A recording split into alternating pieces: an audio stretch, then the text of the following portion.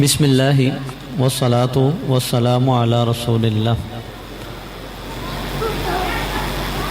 یہ جو دن گزر رہے ہیں اور ہم انتظار میں ہیں عید الاضحیٰ کے، لوگ حج کے لیے جو ہے وہ جا رہے ہیں، اس میں کچھ یاد کرنے والی باتیں ہیں، قرآن پاک کی کچھ آیات ہیں، آپ صلی اللہ علیہ وسلم کی کچھ احادیث مبارکہ، اس کی طرف میرا اشارہ ہے۔ اللہ تعالیٰ ارشاد فرماتے ہیں کہ وَإِذْ قَالَ إِبْرَاهِيمُ رَبِّ اجْعَلْ هَذَا الْبَلَدَ آمِنًا، کہ یاد کیجئے اس وقت کو جب ابراہیم علیہ السلام نے یہ کہا کہ اے میرے رب اس شہر کو امن والا شہر بنا دے، مراد شہر مکہ، مکۃ المکرمہ، اور ابراہیم علیہ السلام نے اس کے لیے دعا کی وَجْنُبْنِي وَبَنِيَّ أَن نَعْبُدَ الْأَصْنَامَ، اور اے میرے رب مجھے اور میری اولاد کو بتوں کی عبادت سے بچا لے۔ یہ اللہ تعالیٰ فرما رہے ہیں کہ ابراہیم علیہ السلام نے اس شہر مکہ کے لیے امن کی جو ہے وہ دعا کی تھی۔ یہ دعائیں تھیں کیوں، اس کے بارے میں مختلف، میں اگر تاریخ میں تھوڑی سی بات کریں تو روایات جو ملتی ہیں اس پہ یہ ہے کہ یہاں پہ فرشتوں نے ایک گھر تعمیر کیا تھا۔ گھر سے مراد اللہ تعالیٰ کا گھر یعنی بیت اللہ، جس پہ اب ہم لوگ طواف کرتے ہیں اور حج عمرے کے لیے جاتے ہیں۔ بعض روایات میں ملتا ہے کہ یہ تعمیر جناب آدم علیہ السلام نے کی تھی۔ وہیں پہ پھر اللہ رب العالمین نے جناب ابراہیم کو حکم دیا کہ جاؤ اور اپنے اس دودھ پیتے بچے اور بیوی کو وہاں پہ چھوڑ آؤ۔ ابراہیم علیہ السلام اللہ کا حکم سمجھتے ہوئے وہاں پہ چھوڑ آتے ہیں، اور پھر جب واپس پلٹنے لگتے ہیں تو بیوی آواز دیتی ہے ان کو، بیوی آواز دیتی ہے تو ابراہیم علیہ السلام پلٹ کے دیکھتے نہیں ہیں۔ جب 2 یا 3 دفعہ ایسا ہوتا ہے تو ابراہیم علیہ السلام پھر کہتے ہیں، بیوی جب کہتی ہے نا کہ کیا اپنی مرضی سے چھوڑ کے جا رہے ہیں یا اللہ رب العالمین کی مرضی سے؟ اللہ تعالیٰ نے کہا ہے۔ ابراہیم علیہ السلام بس اتنا جواب دیتے ہیں کہ ہاں میں اپنی مرضی سے نہیں، اللہ رب العالمین کی مرضی سے تمہیں چھوڑ کے جا رہا ہوں۔ مراد کیا ہے؟ دودھ پیتا بچہ اور اپنی بیوی گھر والی، وہاں پہ کوئی جنگل، کوئی جناب کھانے پینے کا سلسلہ، کوئی پانی کا سلسلہ، کوئی رہنے کے معاملات، کچھ ایسا نہیں، بس اسی صحرا میں جو ہے وہ چھوڑے جا رہے ہیں۔ ہاں تھوڑی سی کھجوریں ہیں اور تھوڑا سا پانی ہے، وہ دے کے جو ہے وہ جا رہے ہیں۔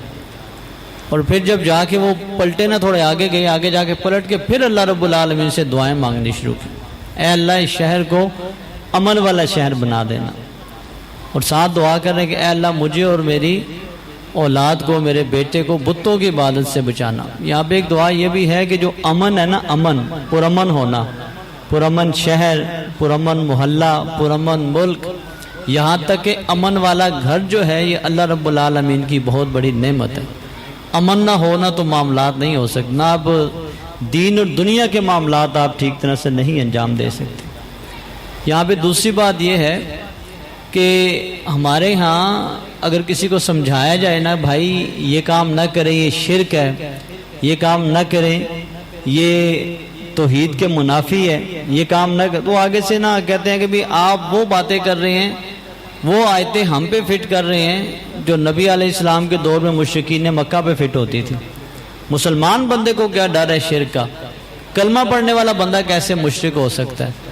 اور وقت کے نبی ہیں اور کہہ رہے ہیں کہ اے اللہ مجھے بتوں کی عبادت سے محفوظ فرما۔ کتنی اہم بات ہے، سمجھنے والی بات، ہمارے اس بات پہ توجہ ہی نہیں ہوتی۔ دوسرا میرا سوال یہ ہے، کیا میں نے کبھی اپنے لیے اور اپنی اولاد کے لیے دعا کی ہے کہ اے اللہ مجھے بھی شرک سے محفوظ فرما، مجھے بدعات سے محفوظ فرما، مجھے غیر اللہ کی عبادات سے محفوظ فرما؟ کیا پتہ میرے اقوال، افعال، اعمال میں کتنے ایسے کام ہو جاتے ہوں جس سے وہ شرک والے شائبہ جو ہے وہ پیدا ہو جاتا ہے۔ اس حوالے سے بھی ہمیں انتہائی توجہ کرنے کی ضرورت ہے۔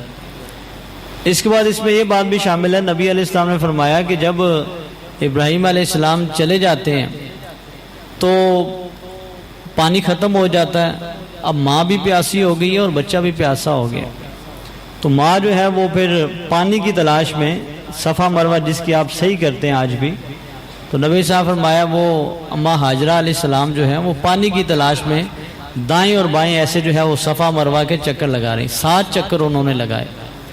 اور اللہ رب العالمین سے دعا بھی کی، اور وہی یہ 7 چکر ہیں کہ جو آپ حج عمرے پہ جاتے ہیں تو یہ 7 چکر آپ لوگ بھی جو ہے اسی طرح لگاتے ہیں۔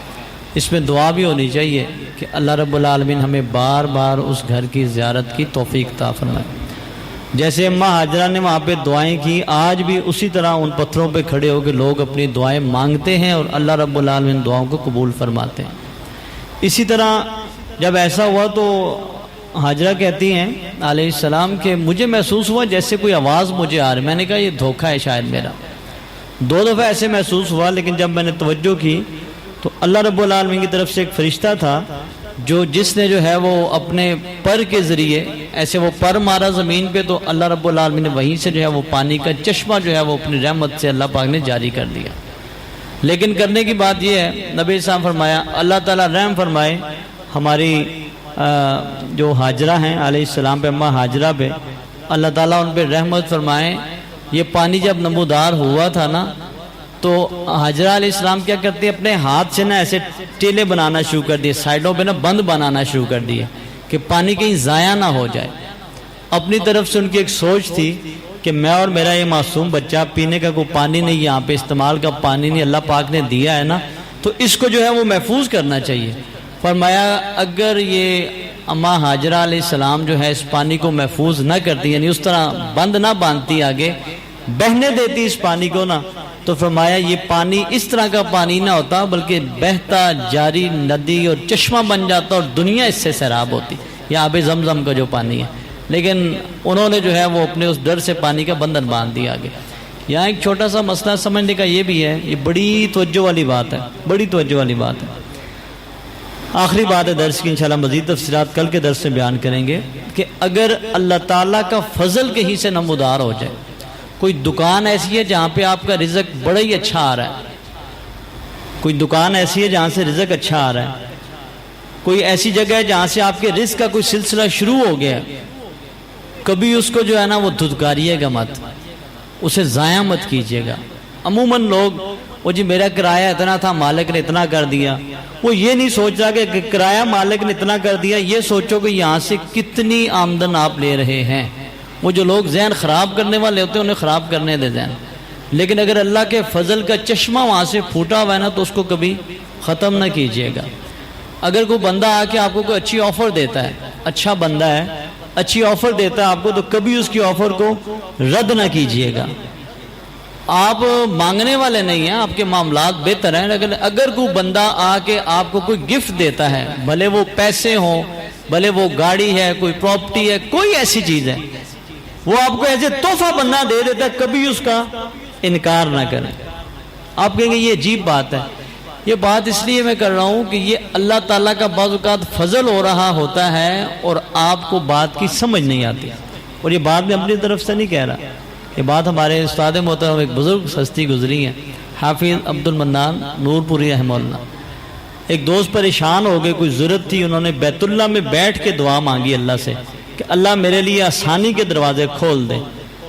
وہ کہتے ہیں اتنا پیسہ انہیں ملا کہ انہوں نے دوست سے کہا بس یار بس بس بس بس، انہوں نے بس بس کہہ کے آئے ہوئے پیسے روک دیے، اور پھر اس کے بعد جب معاملات پریشانی والے ہیں نا کچھ عرصے کے بعد، تو انہوں نے کہا جی بڑے دعائیں معاملات یہ وہ، آخر ان کے پاس گئے، کہا یار تجھ سے کوئی غلطی ہوئی ہے، کہا جی مجھے نہیں پتا کیا غلطی ہوئی، سوچ ذرا۔